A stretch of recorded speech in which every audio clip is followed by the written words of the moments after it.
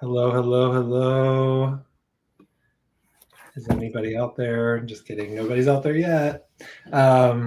So we are here at tea time. We're just giving some people a moment to funnel in. We know that we're early. If you are joining us, put something in the comment section. Let us know that you're out there. Let us know that you're hearing our voice. What's up, Carmen? Hi, Jason. So good to see you. Good to see you too. We're so far apart, but yet so close. I am reporting all the way from Washington, D.C., the capital. And of course, Carmen is where? Miami, Florida. Yes, Miami, where it's nice and warm. At Unity on the Bay headquarters. I like that, headquarters. We should call it headquarters. It's a good idea. Well, we'll just give some people some time to funnel in. Tonight, we're going to be talking about perfectionism, the pursuit of perfection. This thing that we all, well, many of us strive towards, I think. Speaking personally, I don't know. Do you strive for perfection, Carmen?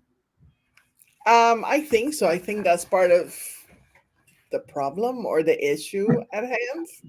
And I think it's also how we define it. Mm-hmm. So, Well, pump the brakes. We're not there yet. We're going to get there. I see that we have 2 people watching out there, according to our technology. If you're out there, put something in the comments. We are live. This is tea time. welcome, welcome. Yes, welcome. At any point, and we'll get into this more in a little bit, but at any point, you can put stuff in the comment section. Hey, Nikki, you can put anything in the comment section. You can leave a question, a comment, anything, and we'll get to you as soon as we're done running our lips, I guess. What time is it? 6:59. 59. A few more seconds. Few more seconds. Let me just pull up my notes here. Let's see.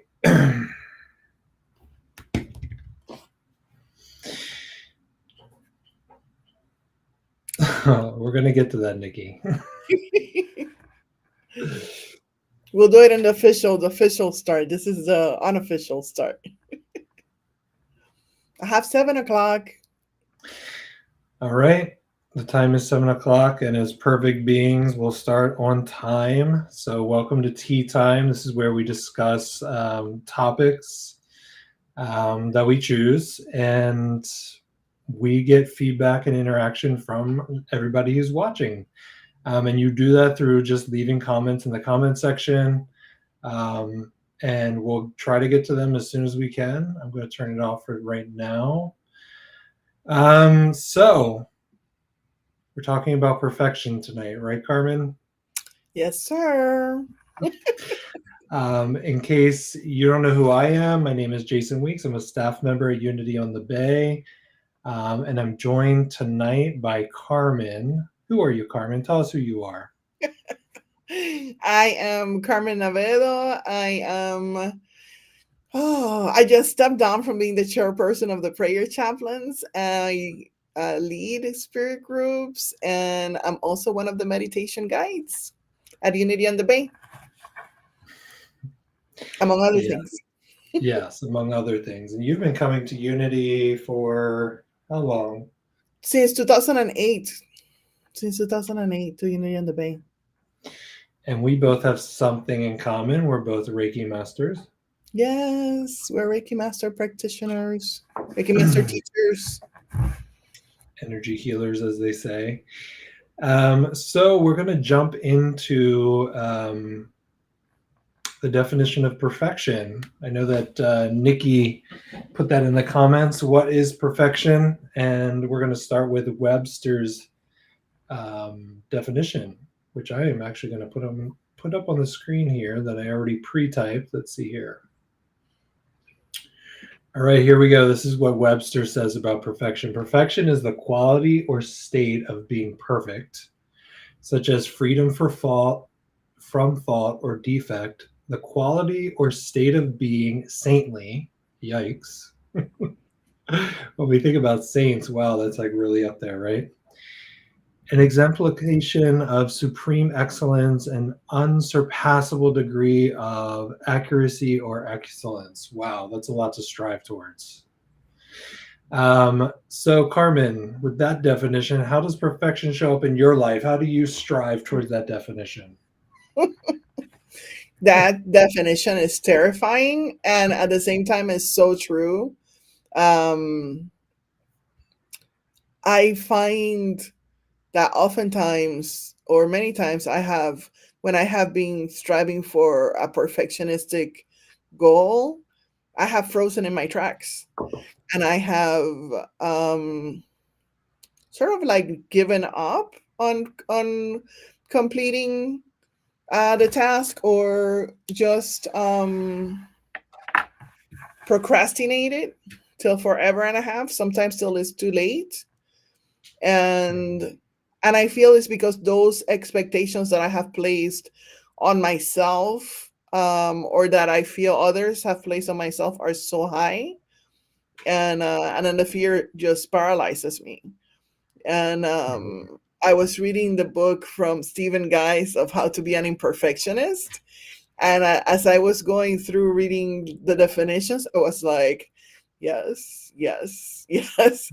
Like it's insane, a little bit scary how those things go. And in a way, part of me wants to say, from a spiritual perspective, and as spiritual seekers and on people on the spiritual path, from the absolute perspective, we are already whole, we are complete, we are perfect.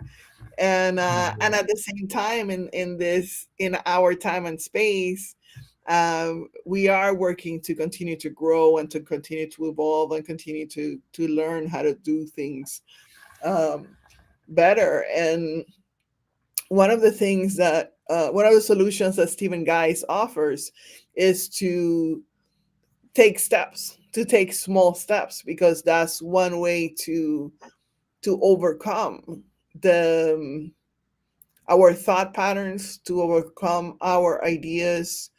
um he says that perfectionism shows in different ways, that it can show for quantity, for quality, or I forget what the third one is.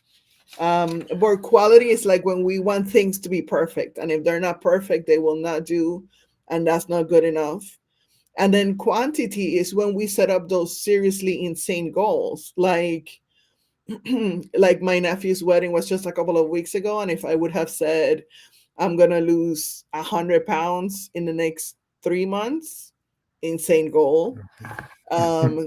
So things like that we do to torture ourselves, or we adopt this like um crazy, I'm gonna climb Mount Everest in next year, and you haven't done any kind of training around climbing, and like you live in Florida and there are like no mountains, and it's not like you're gonna be training every weekend, going out to the mountains every weekend kind of thing. It's just kind of like Mhm. we somehow we part of the reason why he says we seek for perfectionism is out of insecurity, like we have something to prove, or inferiority complex.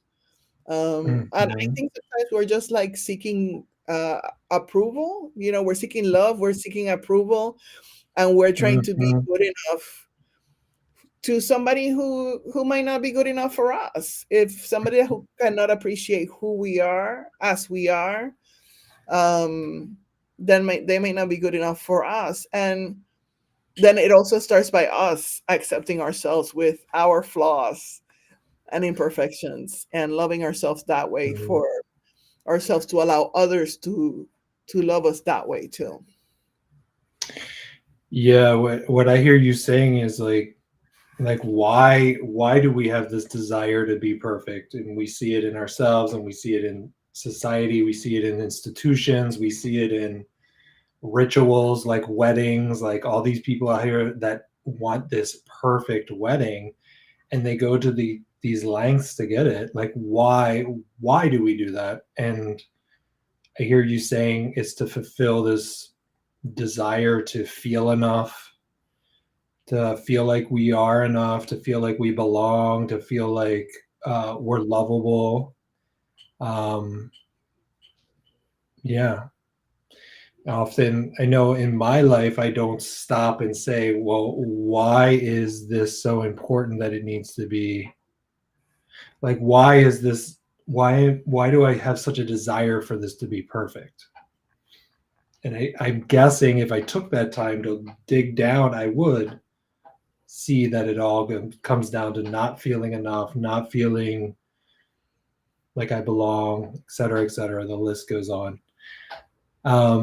If any of this resonates with anybody that's out there right now, leave us a comment in the chat. We'd love to see what you think about this subject on perfection. I'm going to turn on this little chat thing real quick. Now, let's jump into, I'm jumping around right here for a bit because earlier I had the idea. I was like, what does the Bible say about perfection? I'll turn this off for a second.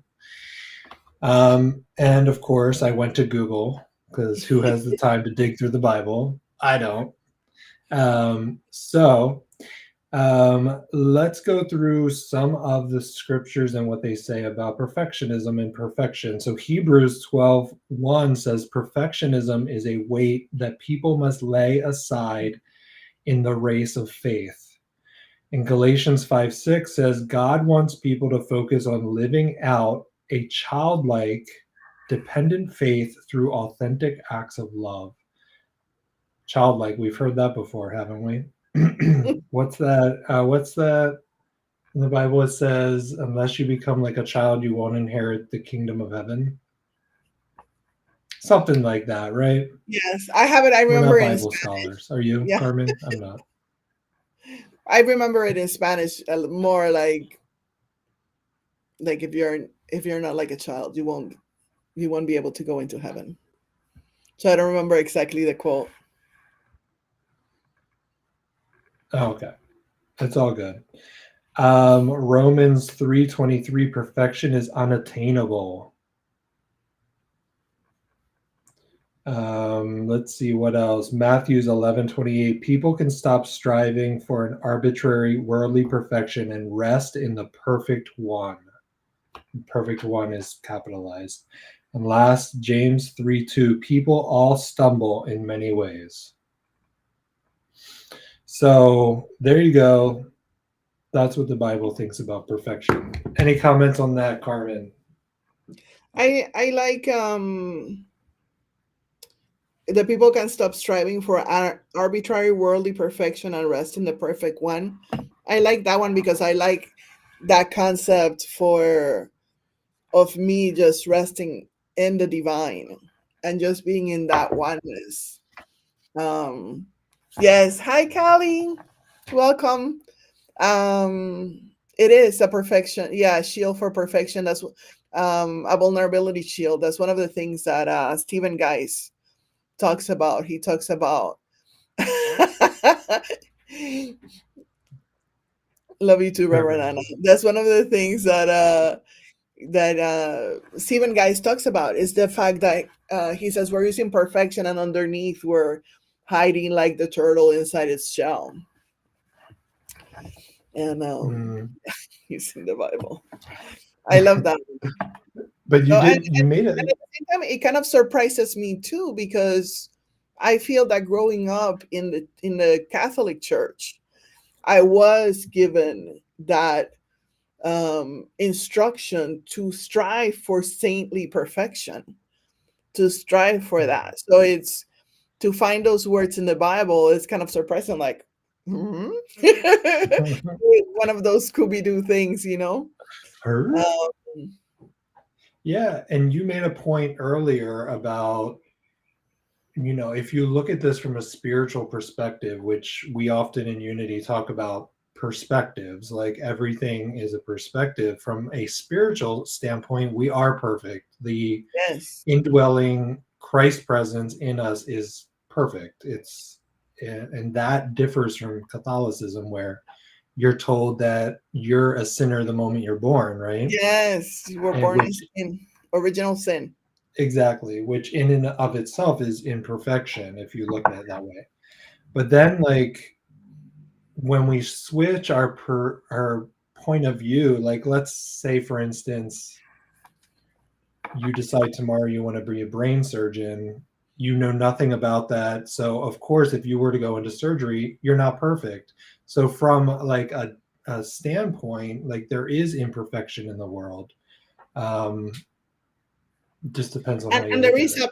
there is a growth, there is a growth process to it. There is kind of like learning to ride the bicycle, learning how to roller skate, learning like it takes steps. We don't learning to walk.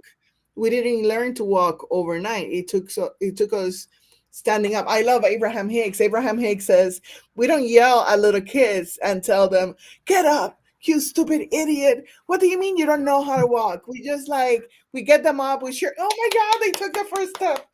Yay! And it may take like 3 weeks before they take the second step, or they may do it the next day or in the next hour. But we are not that kind with ourselves. We as we are learning, we place this irrational goals for ourselves. He says we set these goals that are like jumping the pole. He said like you if you don't pass it, like it's good because you have a high aim. But then what we do is, let's say we reach 80%, instead of saying like, okay, I'm going to continue to practice, which is what you would do in sports. You would continue to practice and get stronger and get the Mhm. experience of the tricks and whatever you need to learn to be able to do it the right way, to put the pole and all that stuff, pole vaulting. um so instead of being patient with ourselves and say, okay, I accomplished 80%, and I'm going to continue to learn, we consider ourselves a failure. Like, oh my God, I went to that Mhm. job interview and I totally failed. I'm never going to get a job in this industry, and just kind of like give up on ourselves. Or even if we go Mhm. to 3 job interviews and we fail at 3 job interviews, is still, he says, there is a definition between chance and failure. And chance is, the person you interviewed with, what they were in the mood with, the other people that interviewed at the same time as you. And so there is a difference of chance and failure. And he's like, if it's failure, then maybe you need to do something different. But if it's chance and failure, then you can try different things, different angles, try to do different things, different approaches. And he talks about the invention of the light bulb. Like, how many times, how many bad Mhm. prototypes, how many failed prototypes were created? I think it was over 100 were created before we actually had a functioning, working light bulb. So in the same thing, it's just having that persistence, acknowledging the progress that we have accomplished, and then continuing on, Mhm. not letting it get in the way. Yeah, and of course, nowadays it's becoming more common in society to talk about how failures are actually what sort of gets us to that place of perfecting our craft or perfecting our skill and that sort of thing. Like it's almost necessary, like the trying and the trial and error, and not to look at failure as something bad, but something necessary. I don't want to pass over this comment from Nikki here. She says we are conditioned to be. Case in point, how many tests or exams did we have to pass to advance to the next grade? I can't read the rest. Let's see. Hold Or on a level, second. to the next Oh, or grade or level, yeah. level. Yeah, and Yeah. that's, and the perspective You want, is also, I was expected to be an A or B student, and yet C is the average.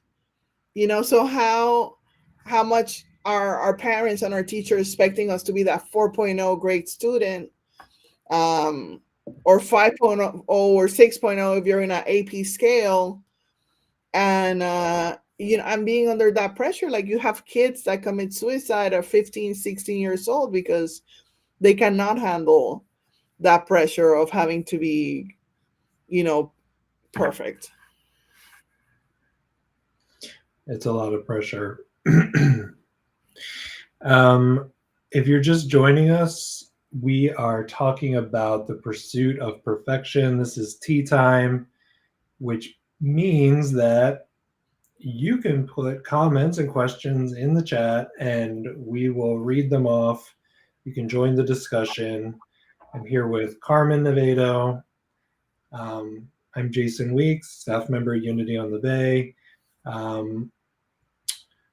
Let's talk about Neil Donald Walsh's definition of perfection, shall we? For those of you who may not know, Neil Donald Walsh is the author of Conversations with God. That's what sort of put him on the map. He's had many other books.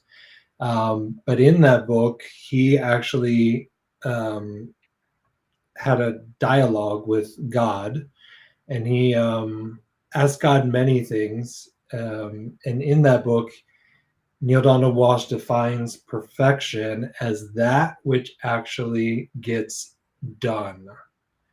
Now that's a far departure from the Webster's definition of perfection that we read earlier. What do you think about that, Carmen? How does that change your outlook on perfection and how you experience perfection in life? To me, that totally changes the energy of it, because all of a sudden we're just going to loving what is, which is loving and accepting ourselves exactly as we are, with our trials, with our errors, with our flaws. That's it. That's just like loving 100% you, loving 100% me, and it got done. That's what needed to get done. This I failed miserably at the interviews. Well, it wasn't meant to be. It was perfect as it was, and that's crazy and mind blowing. That's crazy It and mind blowing does. for my mind to acknowledge and accept that. It's like it's a 180. Yeah, it takes a lot of pressure off you too. It's yeah, I just thinking about it and looking at my life from that perspective, it's like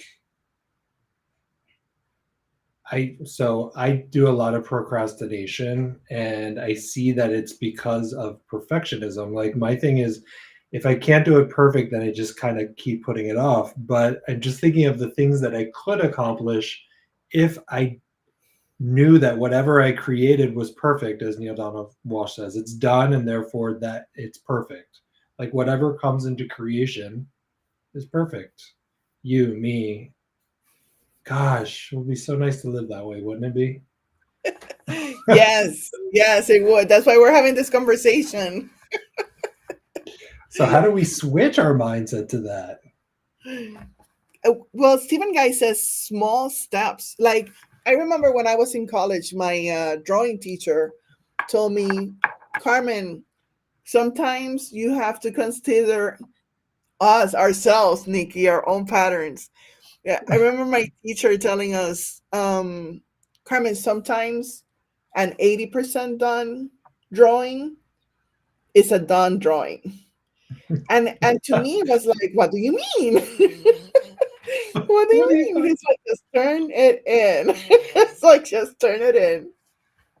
about? It's done. He said you can always go back and add more stuff to it. And it was just like I remember it didn't fit into my head. I mean, I think it, like, I'm getting a better understanding this many years later, because it just didn't fit into my head. And that's what he was talking about. Like, what it got done, it got done. I mean, for goodness sake, I have my new website ready to be launched almost, and I keep procrastinating launching it because I want to Really? because I want to record these videos, but like the perfect conditions never happen. And so the videos never get recorded. So maybe I should take our own advice and get it done. Let's see what Juan said here. The wisdom of Reverend Juan. I appreciate the thought that if we stop ourselves from perfectionism, we are also creating room for grace. Yes. Grace, the G word, Amen. grace. As far as I know, Christianity is the only religion that mentions grace. So I love that one. You're right, grace, having grace with ourselves. Like I like it reminds me of what our dear friend Martha Creek used to say. Um, she's like, grace is giving ourselves like the freedom to mess up. And it's like, yes, but we don't. Like we often beat ourselves up. And that's where the perfectionism is. Let's Hmm. see, Nikki, unless you had Miss Siebold as your art teacher, Nikki and I went to the same high school and we had the same art teacher.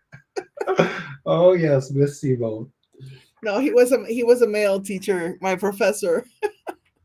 Oh I don't remember really? his name. I will have to probably look my drawings or something.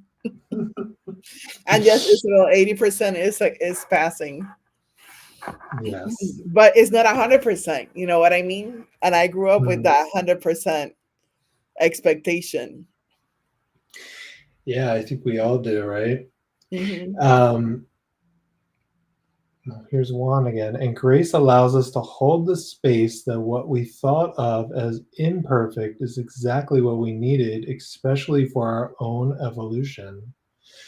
Boom, that's a truth bomb right there.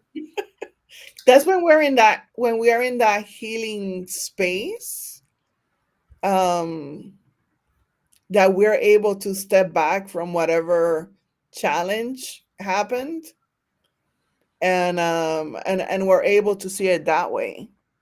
But sometimes when we're in the midst of the challenge, we may not be able to lift the veils, to see the blessing and to see the grace and to see the our evolution in process. Isn't there a saying like hindsight is 2020? Yeah. Like, yeah, when you're able to look back with knowing more, you see the situation just like Juan saying, yeah, it's for our own evolution. It always has been. But gosh, getting there, like, does anybody out there have some solutions for us? Like, how do you, anybody who's watching, how do you get to this place of this, of, giving yourself more grace? Like, do you have any practical things that you do on a daily basis to remind yourself of Yeah, like this? have you done Shout it out. in some aspects of our lives you may still be a perfectionist, but on other aspects of your life you may have found a solution for it. So have you found Hmm. any solutions in any areas of your life for this kind of pattern of behavior? While we wait for the wisdom to come through the chat, um, what else we got to talk about here? Well, I know one of the things Stephen Geist talks about is to take small steps, because he says changing our the way we think, as I fix my hair to try to get them to be perfectly imperfect. People What? pay good money to have imperfect hair. Did you know Huh? that? People will pay good money to have imperfect hair. Like Yes. that like beach wavy hair. It's so funny, right? All right, go ahead. Sorry, I interrupted you, Stephen Guys. He talks about taking small steps to as a way to overcome like us not feeling like doing it, or thinking, getting through our thoughts, like bypass things, our thoughts and our feelings by taking small actions. So if we're not feeling like going to the gym and working out because we are thinking of like a 3-hour workout, and that's just too much, and we don't have the workout clothes clean and whatever, it's like, okay, Mhm. so just do, like, go for a walk in the neighborhood, do one push up, do, anything to get us moving towards that goal is a good step. To focus on the process instead of focus on the final destination, the final result. So you're saying this is for when we become overwhelmed with the need to be perfect, like I was saying, like we stop doing anything because if we can't do it perfect, we just don't do it. So you're saying at least just take little steps. Yeah. Gotcha. I think it was Homer Simpson that said the first step to failure is trying. Oh my God. That's such a negative, such an invitation to like not do anything. That's just a motto of a perfectionist. Talk about a motto for a perfectionist. Like it's the Yeah. perfect thing. So here I see. comes Nikki with some wisdom. Go ahead, you read it, Carmen. I was gonna say, losing the desire to please everyone and be okay that you don't. I am what I am, and I don't have to care if someone likes me or not. That's huge. That's so big. So big. People are going to judge you anyway. May as well do what makes you happy. That's so true. And at the same That's time, it's still so challenging. yes, because we are social beings, right? And so, of course, it's sort of, inside of us to want to feel like we're connected. Yeah. And so, yeah, go ahead. I was gonna say I think I've gotten better at it. And at the same time it's just kind of like a something I still have to remind myself of. Um and to put some boundaries, I will say to put some boundaries as to, where does the being nice and helpful ends and where does taking care of Carmen starts, kind of thing.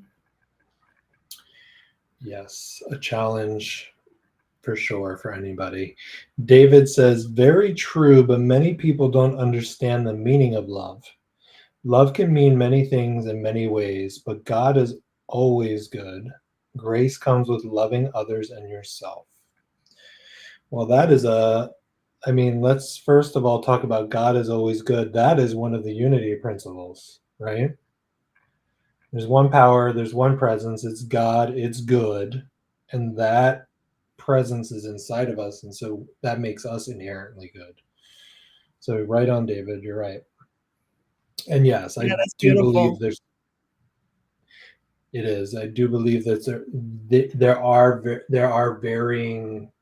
I don't want to say definitions of love, but like how we express love, I guess. Um, so thank you, David, for that wisdom. Um, if you are just joining us, we are 30 minutes into our tea time. We have about 15 minutes left. We're talking about the pursuit of perfection, and we are taking your comments, your questions. If you have any advice on how to deal with perfectionism, specifically as it relates to stifling your life, um, chime in. We want to hear. I think I'm going to go back just in case anybody's just joining us. I'm just going to read the definition of perfection again from Webster's dictionary. And again, here we go. Perfection is the quality or state of being perfect, such as freedom from fault or defect, the quality or state of being saintly. That word, oh my gosh, saintly. An exemplification of supreme excellence. There's a lot of big words in there. An unsurpassable degree of accuracy or excellence. As I was reading that, what I thought about, Carmen, is one way that myself and probably others try to be perfect is text messaging. Have you ever caught yourself, you're texting and you have a couple words misspelled and you just feel the need to follow up on that text message with a correction to whatever word you misspelled, right? Like people know what that word is, but it's our desire to look good, right? You're laughing because you do it, don't you? I do. I want to say I do words. These are like confessions, tea time confessions. I need something stronger here in my cup. But it's, I invite everybody who's watching is like, watch yourself after this tea time and see all the ways that you feel you have to portray perfect to the world. Because yeah, I'll confess to what I do, which to me I think in a way is a little bit worst. Is I have like I love to read a lot, so I have like this vocabulary in my head that my head knows all these words. So sometimes I'm writing and those flowery words come up, and then my critical mind is like, are you using that word properly? So then before I send the text out, I have to go to Google and check, make sure I have like the right definition and I'm using that word properly. So it was funny because as you started to talk about it, I was just like, what are you talking about? I don't do that. And I was just like, oh, I do worse. I do worse. You do I worse. check before I send it out. Or when you're like using a like your and you're like not putting the apostrophe, like, and Yeah. then you just feel like you have to correct yourself, like, oh, I meant your. I know people who specifically do not correct themselves because it's an exercise for them to not look perfect. Like it's just like it's a practice in getting comfortable with looking imperfect. Yeah. Yeah, I know specific people. I had somebody correct me in a WhatsApp group for a word I used, and I was like, "Wow!" Like like you didn't have to make it public, and but I was able to move past and go into gratitude. Wow. And go into gratitude about it just because I have a big gratitude practice, and that's one of my healing tools. And talking about gratitude and Thanksgiving, very powerful tool. And then I remember a friend of mine used a word incorrectly in Facebook, and so I private messaged her and I said, "Hey, by the way, the word is this, whatever, blah blah." And the person was like, "Oh, I didn't even know." Like she didn't even know. And then I saw another word that they had used incorrectly, and then I kind of like stopped myself and I was like, do I need to be that person? Because this person obviously, where to me is important to know those Mhm. words. And that was part of it. Like, I was glad that my friend had actually corrected me. Not that she had corrected me in public, but that she had corrected me. That was important to me. But my other friend didn't care at all. So it's just like, so why do I have to be the The police police. trying to say, oh, is this word used this way? Like, she doesn't care. She doesn't care what word, how to use it, how to.